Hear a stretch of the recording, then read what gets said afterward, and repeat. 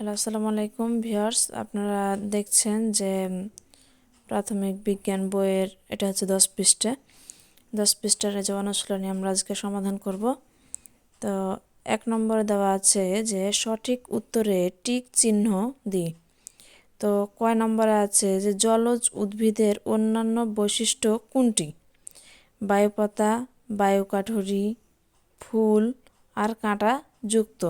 তো এখানে উত্তরটি হবে যে বায়ুকাঠুরি। উত্তরটি হবে বায়ুকাঠুরি। খ নম্বর আছে যে মাংসাশী প্রাণীর প্রধান বৈশিষ্ট্য কোনটি? দ্রুতগতি, বড় আকৃতি, তীক্ষ্ণ দাঁত, চর্বির স্তর। এখানে উত্তরটি হবে তীক্ষ্ণ দাঁত। গ নাম্বার, শ্বাসমূল কোন উদ্ভিদে পাওয়া যায়? শ্বাসমূল কোন উদ্ভিদে পাওয়া যায়?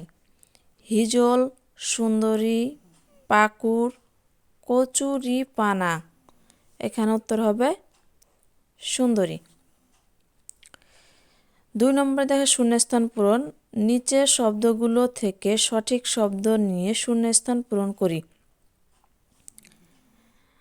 ওপরে দেওয়া আছে বায়ুথলি, চর্বিস্তর, ফান, বায়ুকাঠুরি, মাছ।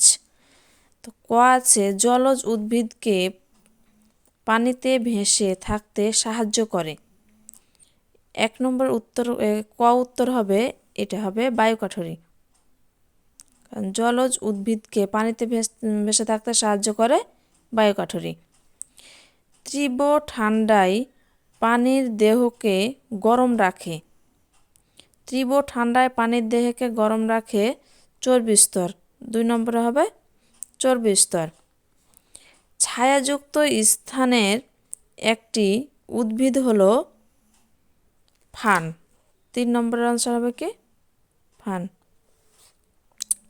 এবার চলে যাই আমরা সংক্ষিপ্ত প্রশ্ন উত্তর। 3 নম্বর, তো ক জীবের আবাসস্থল বলতে কি বুঝো? খ স্বাদু পানির পরিবেশে কি ধরনের প্রাণী ও উদ্ভিদ থাকে? গ জলজ প্রাণীতে কি ধরনের অভিযোজন ঘটে? তো চলো এবার আমরা উত্তরটা দেখে নিই। ক নম্বরে আছে যে প্রাণীর আবাসস্থল বলতে কি বোঝায়? দেখো যে উত্তর, প্রকৃতিতে যে স্থানে কোনো জীব তার প্রয়োজনীয় খাদ্য, পানি, আশ্রয় এবং বংশবৃদ্ধির অনুকূল পরিবেশ পায়, সেই স্থানটি হলো ওই জীবের আবাসস্থল। যেমন মাছের আবাসস্থল হলো পানি। এবার খ নাম্বার, স্বাদু পানির পরিবেশ কি ধরনের প্রাণী ও উদ্ভিদ থাকে?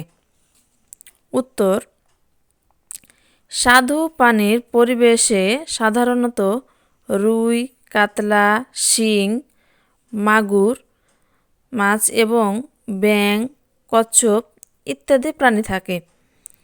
উদ্ভিদের মধ্যে শাপলা, কচুরিপানা, কলমি, হাইড্রিলা ইত্যাদি প্রচুর দেখা যায়। এবার গ নাম্বার, জলজ প্রাণীতে কি ধরনের অভিযোজন ঘটে? উত্তর, জলজ প্রাণীরা পানিতে টিকে থাকার জন্য বিশেষ বৈশিষ্ট্য লাভ করে। যেমন মাছের ফুলকা থাকে, যা দিয়ে তারা পানিতে দ্রবীভূত অক্সিজেন নেয়।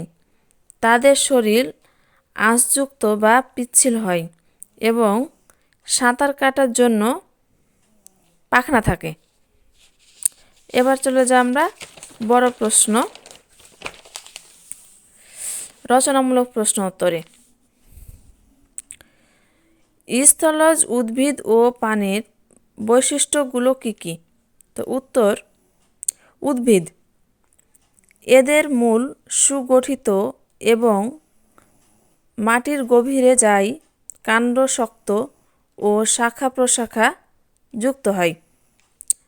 প্রাণী, এরা সাধারণত পা দিয়ে চলাফেরা করে, ফুসফুসের সাহায্যে শ্বাসকার্য চালায়।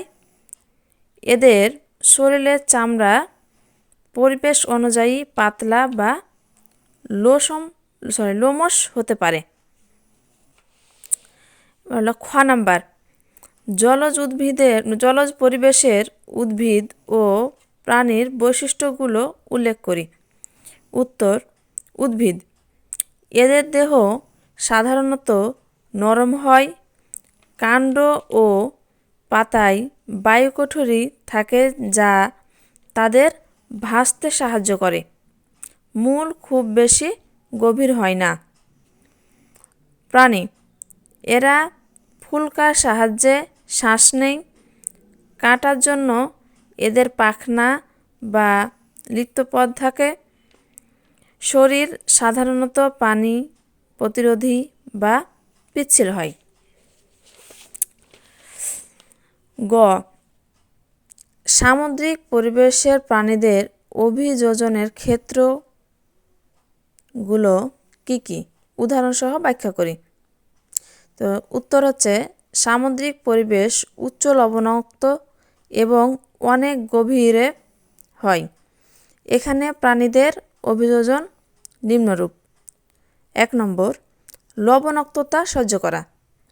সামুদ্রিক মাছের শরীর এমনভাবে তৈরি হয় যা অতিরিক্ত লবণ শরীর থেকে বের করে দিতে পারে। 2, সাঁতার ও ভারসাম্য।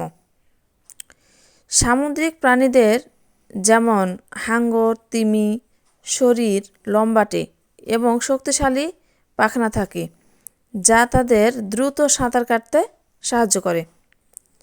3, চর্বি স্তর। গভীরে সমুদ্রের ঠান্ডা থেকে বাঁচতে তিমির চামড়ার নিচে পুরু চর্বি স্তর থাকে। উদাহরণ, তিমি বা ডলফিন ফুসফুস দিয়ে শ্বাস নিলেও দীর্ঘক্ষণ পানির নিচে থাকতে পারে এবং মাছের মতো পাখনা ব্যবহার করে সাগরে চলাচল করে।